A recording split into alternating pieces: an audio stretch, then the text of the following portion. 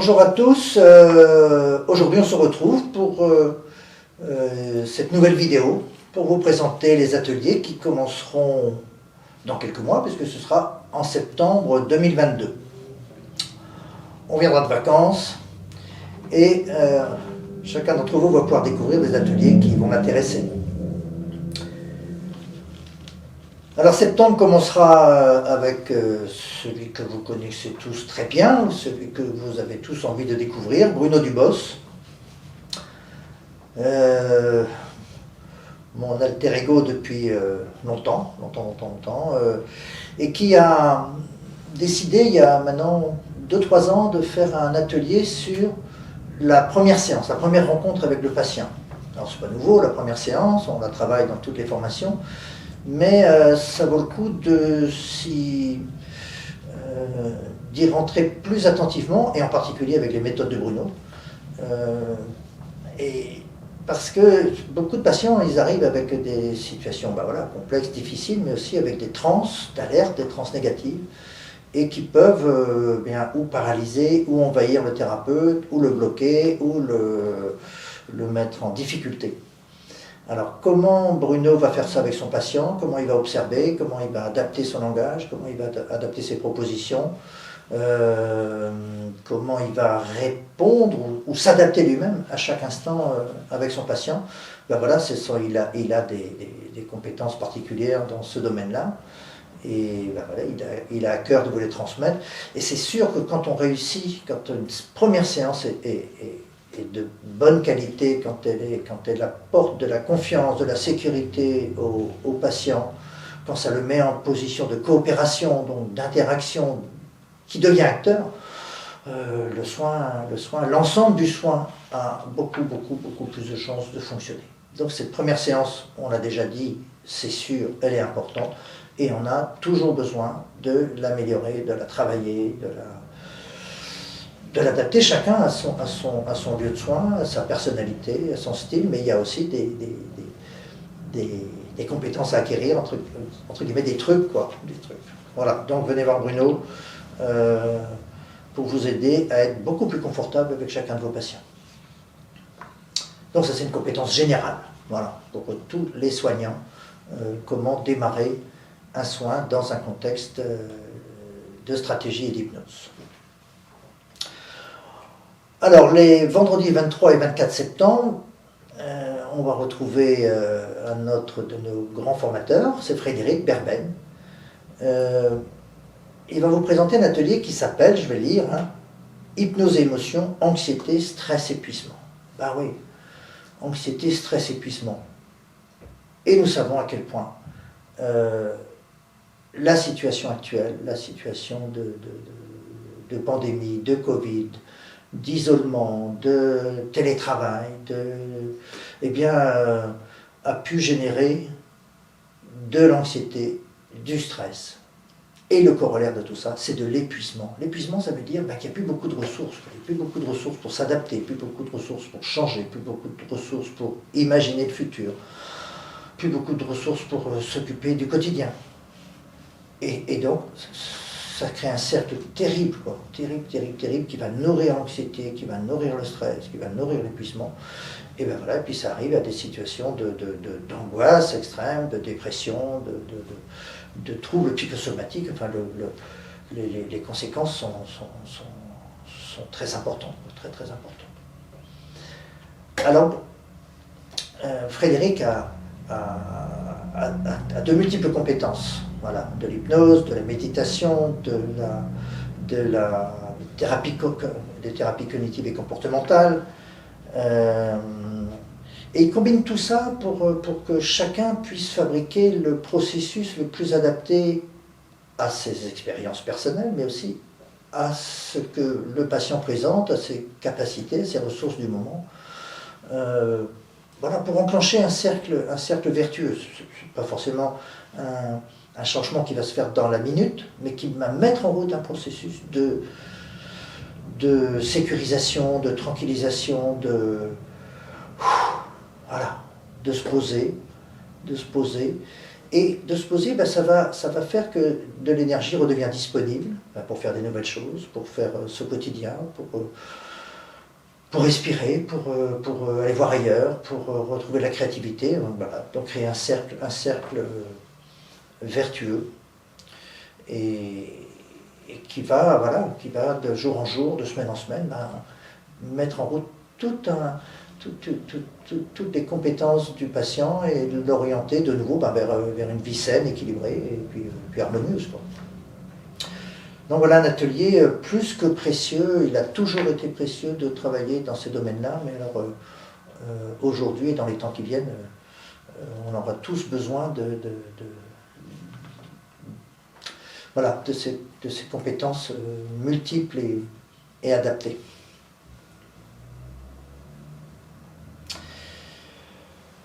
Au mois d'octobre, fin octobre, c'est Jérémy Cunat qui va venir nous voir. Alors Jérémy, il a une compétence très particulière, c'est qu'il est expert dans le monde professionnel. Et avoir une expertise à la fois dans le monde professionnel et dans le monde du soin, c'est rare. C'est rare et précieux. Or, là encore, depuis longtemps, on a observé que le monde professionnel était difficile. C'est pas nouveau, le monde professionnel a toujours été difficile. Mais c'est peut-être un peu plus compliqué dans cette vie qui bouge tout le temps, les mutations, les changements de stratégie d'entreprise, les transformations des postes, la numérisation, les ordinateurs, le télétravail aujourd'hui est venu apporter une dimension à la fois heureuse, oui bien sûr pour un certain nombre, mais c'est aussi compliqué. Et donc c'est très très très important pour chacun d'entre nous de savoir prendre en compte cette dimension professionnelle. Bien sûr, il y a les harcèlements, bien sûr, il y a les burn-out, c'est les trucs les pires qui puissent exister. Vous savez à quel point ils peuvent fracasser des gens et pendant des années. Comment éviter, comment soigner très vite, comment s'orienter dans un soin qui va tenir compte de la sphère professionnelle parce qu'elle existe. Mais c'est aussi toutes ces tensions, toutes ces anxiétés, ça va faire des troubles du sommeil, ça va faire des troubles physiques. Et donc comment aider les gens à faire une intégration comme ça de leur vie professionnelle, de leur vie personnelle, de leur parcours social et de leur parcours individuel et familial. C'est pas toujours facile d'aider les gens à réussir cette équation-là. Donc Jérémy va vraiment vous aider à aider des patients pour qui il y a une dimension professionnelle importante dans leurs troubles.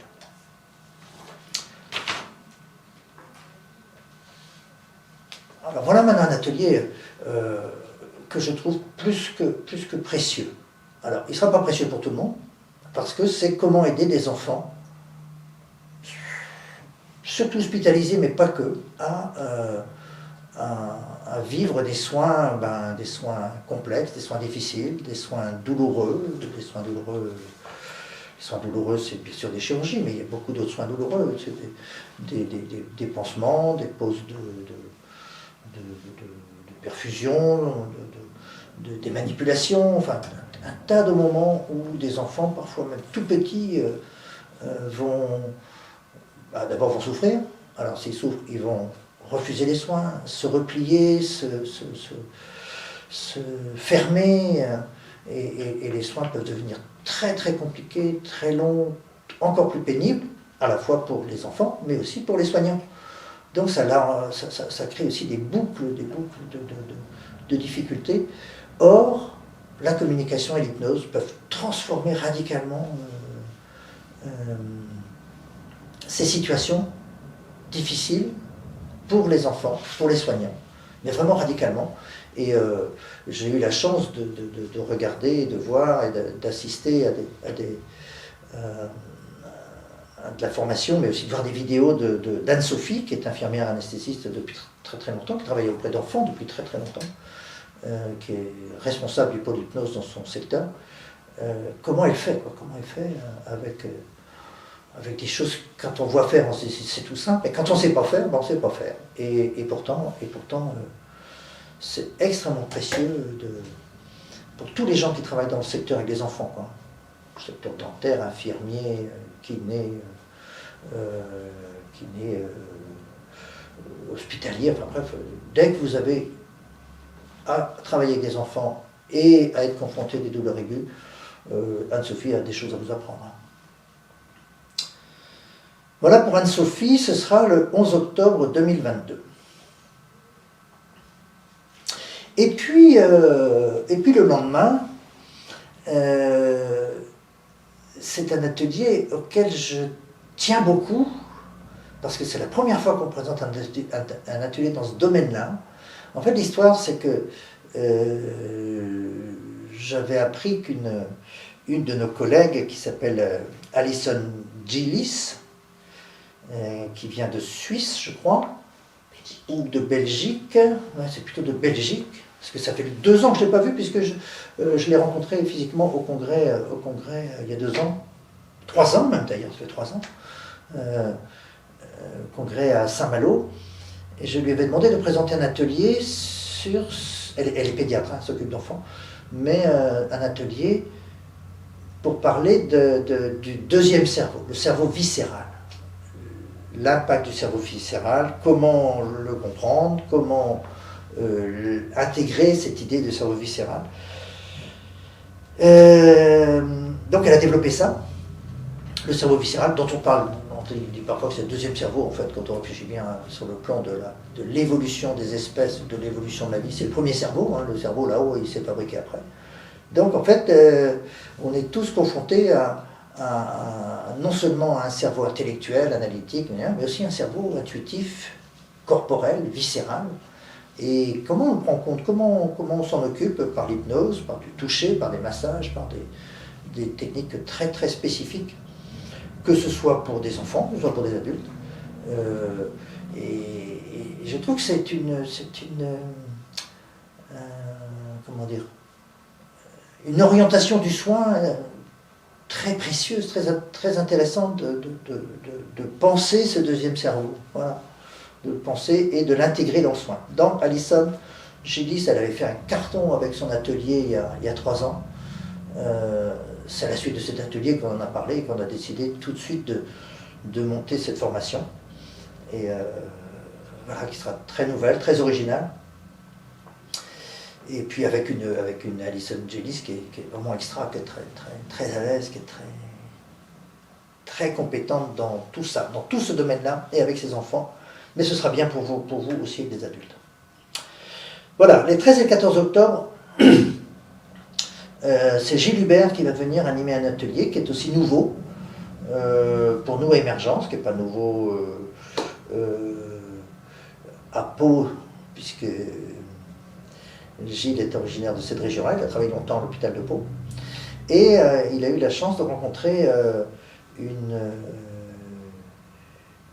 dame infirmière que j'ai rencontrée aussi, puisque j'ai participé à une formation avec elle, sur le toucher relationnel, le toucher thérapeutique. Alors, ouais, je ne connaissais pas trop ça, mais prenons une catalepsie. Comment on fait une catalepsie? Alors, on vous apprend à tous qu'une catalepsie, il y a une technique non verbale, bien sûr. Il y a des techniques non verbales partout. Donc déjà dans la catalepsie, mais dans tous les soins médicaux, dans tous les soins au quotidien, pour tous les thérapeutes, tous les soignants qui ont des contacts physiques avec leurs patients, infirmiers, médecins, kinés, dentistes, sages-femmes, manip radio, tous les gens qui ont un contact physique, eh bien ce contact physique, s'il est fait d'une certaine manière, va compliquer le soin. S'il est fait d'une autre manière, va rendre le soin beaucoup plus facile, va aider le patient à être en sécurité, va aider le patient à être coopérant. Et quelquefois, c'est, enfin, le peu que j'ai appris, moi, c'est à l'endroit où il faut poser la main, comment il faut la poser, quels mots il faut dire en même temps, comment il faut accompagner le geste. Enfin, c'est des choses, quand on sait le faire, et il y a des gens qui savent le faire, mais c'est pas facile. Et c'est vrai que ça donne des résultats très étonnants. Alors Gilles a beaucoup travaillé dans ce domaine-là. Il est anesthésiste, et puis voilà, il a voulu comprendre, il a voulu intégrer, et puis maintenant transmettre comment faire un soin de bonne qualité en intégrant, grâce à ce toucher thérapeutique et ce toucher relationnel. Voilà, donc ça c'est pour tout soignant qui est en contact corporel avec son patient. Alors, pendant 3 jours, 19, 20 et 21 octobre, ben voilà, vous aurez l'opportunité de venir me rencontrer. Je vais présenter, comme j'ai fait il n'y a pas très longtemps à Paris, les techniques d'hypnose de Rossi, que j'appelle maintenant la technique Eureka. Eureka, c'est le titre que j'ai mis pour cette technique-là dans le livre que j'ai publié le mois de mai. Eureka parce qu'il y a vraiment un effet comme ça dans cette technique-là. Il y a une tension, puis hop, voilà, une ouverture qui se fait. Alors il y a des techniques très précises, il y a des techniques beaucoup plus créatives, des techniques que chacun peut adapter en fonction du besoin, en fonction du patient, en fonction des circonstances, mais il faut d'abord apprendre les bases, c'est comme toujours, hein, il y a des piliers de la technique à connaître, en termes d'observation, en termes de protocole, en termes de méthodologie, voilà, en respectant des étapes, c'est vrai dans tous les métiers d'ailleurs. Et puis moi j'ai commencé à comprendre quelque chose à l'hypnose par une voie un peu inhabituelle, puisque c'est la voie des connaissances quantiques. Alors, depuis déjà plusieurs années, j'ai mixé ça parce que c'est Rossi, avec Rossi, on avait beaucoup parlé des modèles quantiques, il était très connaisseur de tout ça. Il m'a beaucoup encouragé à m'engager ou à continuer dans ce processus-là pour mieux connaître comment les processus quantiques nous aident à comprendre l'hypnose, à pratiquer l'hypnose, à rendre l'hypnose facile, et c'est vraiment étonnant. Mais pour ça, il faut que nous, on ait aussi un schéma mental qui soit adapté aux surprises, aux changements, aux évolutions, à la nouveauté. Et les modèles quantiques nous aident beaucoup dans ce domaine-là, mais aussi à comprendre comment les choses sont possibles. Donc voilà, je vous invite à me rejoindre fin octobre l'année prochaine pour un bain dans le monde d'Ernest Rossi, dans le monde de l'hypnose, et puis aussi dans le monde du futur. Le futur, il y aura il y a déjà beaucoup de choses qui évoluent grâce aux connaissances quantiques, mais il y en aura aussi, y compris dans notre champ médical, relationnel, thérapeutique. Voilà.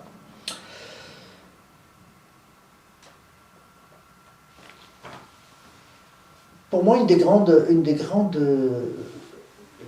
surprises de l'évolution de la pratique hypnotique de ces 10 dernières années, il y en a d'autres, mais une des grandes évolutions, ça a été l'adaptation de l'hypnose au sujet âgé. Moi, j'ai toujours vu des gens un peu de tous âges, voilà, des enfants, mais aussi des gens de 70, 80 ans ou plus, et j'ai fait de l'hypnose avec ces gens-là. Mais le plus souvent avec des gens dont les compétences relationnelles et intellectuelles et de mémoire étaient quasiment ordinaires. Voilà, je dis quasiment ordinaires. Ben oui, mais donc moi je pensais que c'était la limite à la pratique de l'hypnose. Or, il a été montré, grâce à certains d'entre vous, ce sont des gens qui se sont venus se former chez nous et qui se sont mis à pratiquer l'hypnose avec des gens soit plus âgés, soit avec des difficultés cognitives, comme on dit, des difficultés ou dans la relation, ou dans la mémoire, ou dans la sécurité intérieure, ou dans les symptômes. Voilà, avec des gens avec des difficultés, et puis qui ont montré qu'on pouvait adapter l'hypnose, adapter la pratique hypnotique pour ces gens-là, et avec des résultats absolument remarquables. Alors là, c'était une grosse surprise, tellement que on a commencé à développer de la réflexion, des outils, de la connaissance, et grâce à Lorraine Michaud, qui est psychologue et qui travaille dans ce domaine-là depuis longtemps, et qui a adapté les outils hypnotiques pour ces situations particulières parce qu'on n'a pas tous la science infuse de savoir adapter nos outils aux circonstances, donc on a besoin d'enseignement, on a besoin de partage d'expérience, on a besoin de connaissances nouvelles. Et c'est ce que Lorraine va vous proposer. Que ce soit oui, dans les centres spécifiques pour personnes âgées, mais c'est aussi dans les établissements de soins. Il y a des personnes âgées dans tous les établissements de soins. Il y a des personnes âgées à domicile, il y a des personnes âgées dans les cabinets de kinésithérapie, de chirurgie dentaire, partout. Et donc, il y a des manières d'adapter les soins qui vont les rendre possibles, parfois tout simplement. Et donc Lorraine va vous apprendre beaucoup de choses dans ce domaine-là.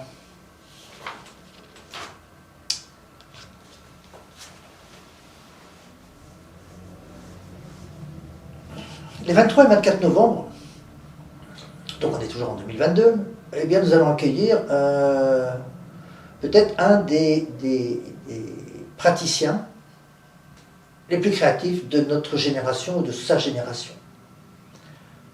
Stéphane est jeune, c'est un de nos plus jeunes formateurs, peut-être notre plus jeune formateur. On se connaît déjà depuis 7 ou 8 ans.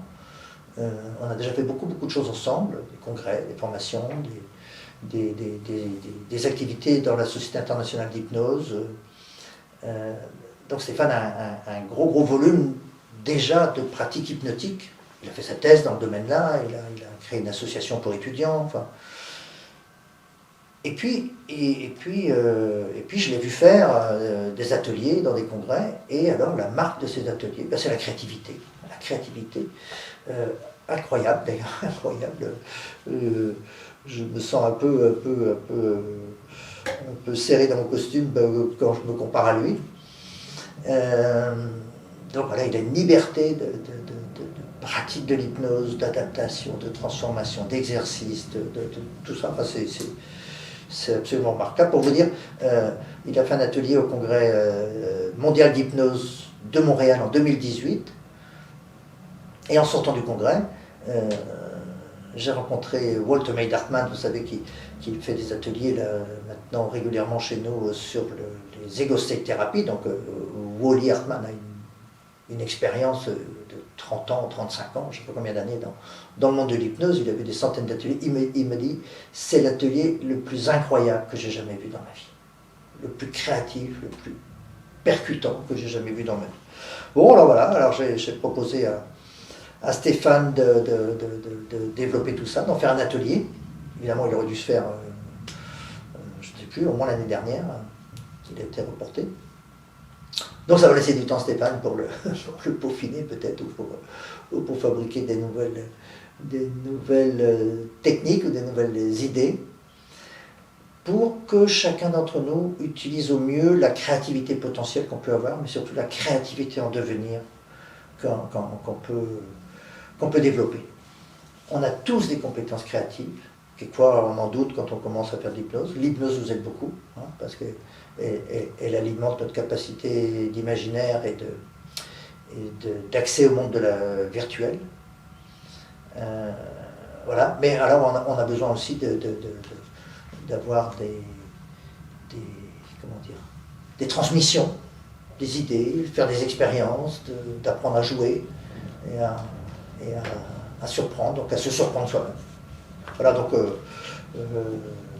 venez voir Stéphane Radojkov, et là c'est sûr vous allez en sortir changé, mais peut-être pas d'une manière aussi orthodoxe que vous le pensiez au départ. Mais enfin c'est super, quoi. Voilà, c'est juste ça que j'ai à dire. Et puis on finira l'année 2022, en novembre, fin novembre, les 25 et 26 novembre, alors avec un collègue psychiatre qui s'appelle Philippe Haïm. Philippe Haïm aussi, qui fait partie aussi des jeunes hypnopraticiens extrêmement talentueux.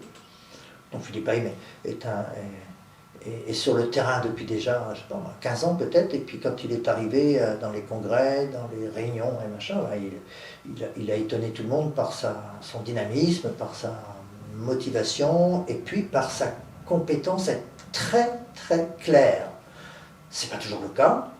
Il a une capacité comme ça à rendre les choses claires, quoi. Et quand les choses sont claires, elles deviennent simples.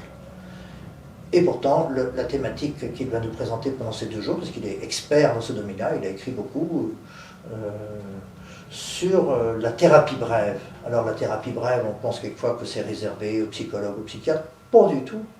Les principes de thérapie brève sont utilisables et applicables dans tous les soins, par tout le monde, tout le temps.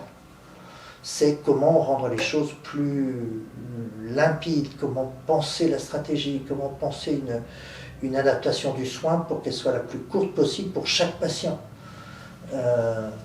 Et il y a des techniques pour ça, il y a des techniques de communication, des techniques relationnelles, des techniques métaphoriques, il y a des techniques de prescription, de mettre les gens en route, de mettre le patient en action. Parce que un des écueils que nous rencontrons dans beaucoup de soins, et c'est partout comme ça, c'est la passivité du patient. Passivité parce qu'il a peur, parce qu'il a mal, parce qu'il est fatigué, parce qu'il doute, parce qu'il ne sait pas trop où il va, parce qu'il est en transe d'alerte, parce qu'il est en transe négative, et donc ses compétences, ses ressources ne sont pas activées. Donc comment les mettre en route ? Là, maintenant, tout de suite, avec l'idée que, eh bien, les choses vont changer rapidement. Enfin, rapidement, ça ne veut pas dire instantanément, ça veut dire le plus rapidement possible. Et donc, de la manière la plus efficace possible. Alors, donc, Philippe, il est expert dans ce domaine-là, et il m'en apprend à chaque fois que je le rencontre. Et puis, j'ai tellement envie de continuer à apprendre des choses que j'aime bien participer à des ateliers ou à des séminaires à chaque fois que je peux, parce que j'apprends toujours des choses, quoi. Il y a toujours des choses à apprendre. Et donc avec un expert de la thérapie brève comme Philippe, vous allez ressortir avec une brassée de modalités nouvelles à utiliser. Voilà, Philippe Haïm, fin novembre. À Paris, nous sommes à Paris maintenant, donc en dernier trimestre 2022. Et bien vous pourrez assister à 3 ateliers à Paris en 2022. Donc il y en a un qui est un grand classique à émergence, c'est l'atelier de Sabrina Wodkowski pour aider les gens à faire le sevrage tabagique. Elle fait cet atelier depuis plusieurs années, elle a succédé à Marie Viraud, qui a fait ça aussi pendant beaucoup d'années.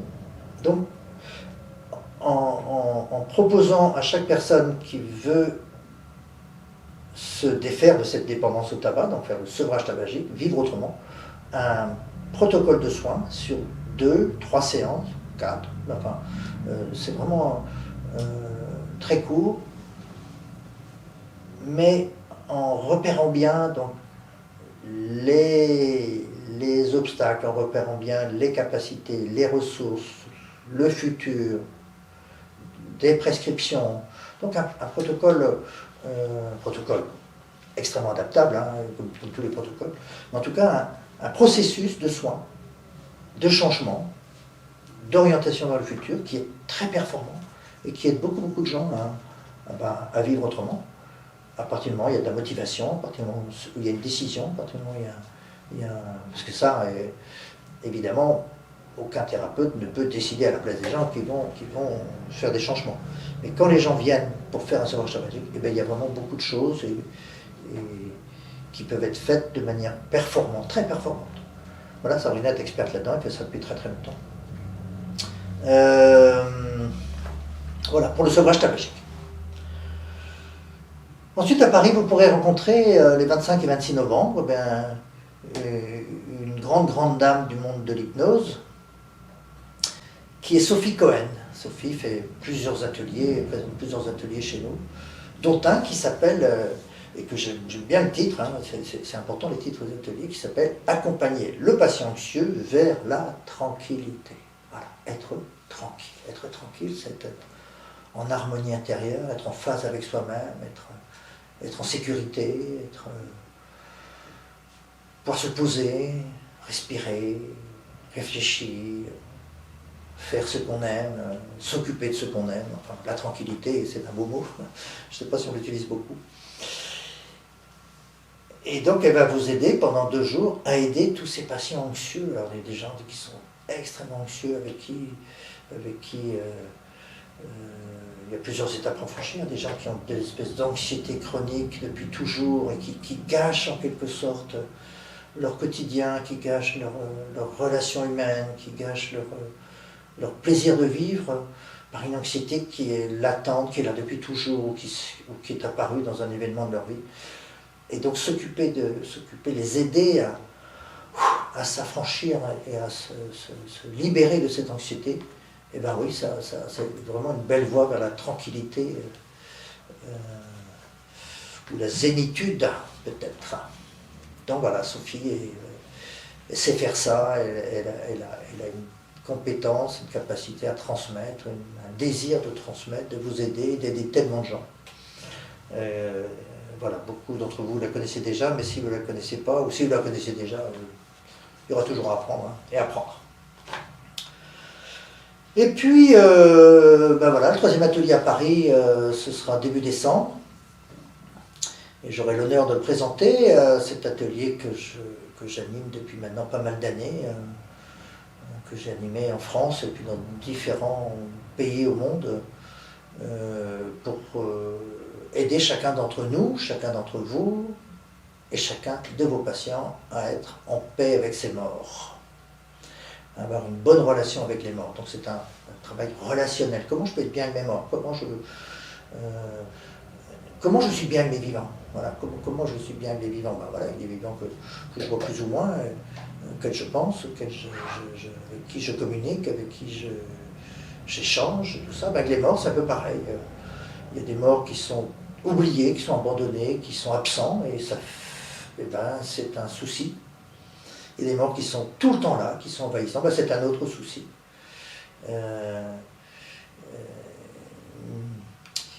Il y a des morts qui sont devenus envahissants d'une manière un peu compliquée, à la fois très cachée, très présent, que j'appelle des fantômes, et ben c'est un sacré souci. Et tout ça, ça va se traduire par des symptômes cliniques.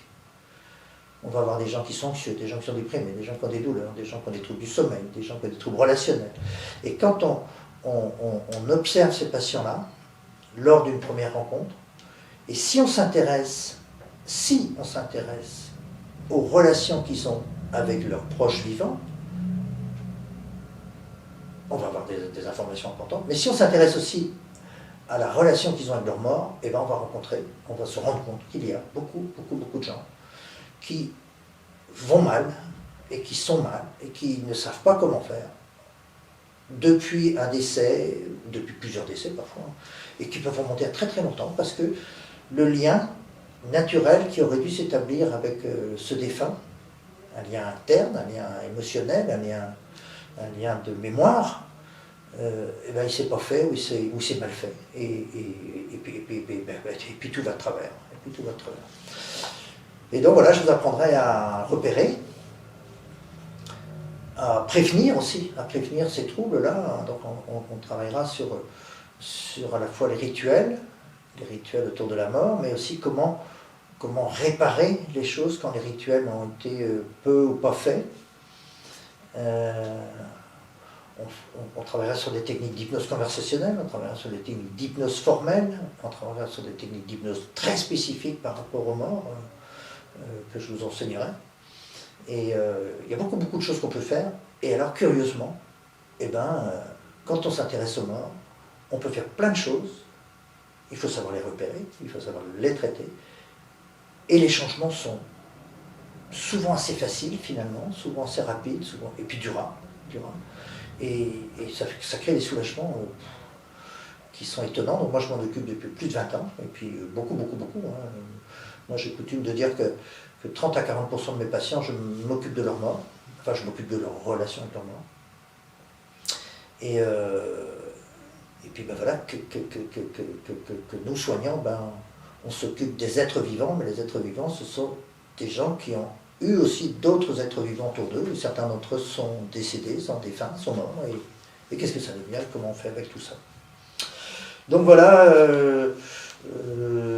c'est un atelier à forte teneur émotionnelle, parce que quand on parle des morts, chacun d'entre nous pense à ses propres morts. Et c'est déjà extrêmement important que nous, soignants, on soit en paix avec les nôtres. Parce que si on n'est pas en paix avec les nôtres, on ne pourra pas s'occuper des autres, de nos patients qui ont ce genre de troubles. Voilà, donc venez vous occuper des morts, des vôtres et ceux de vos patients à Paris, début décembre 2022.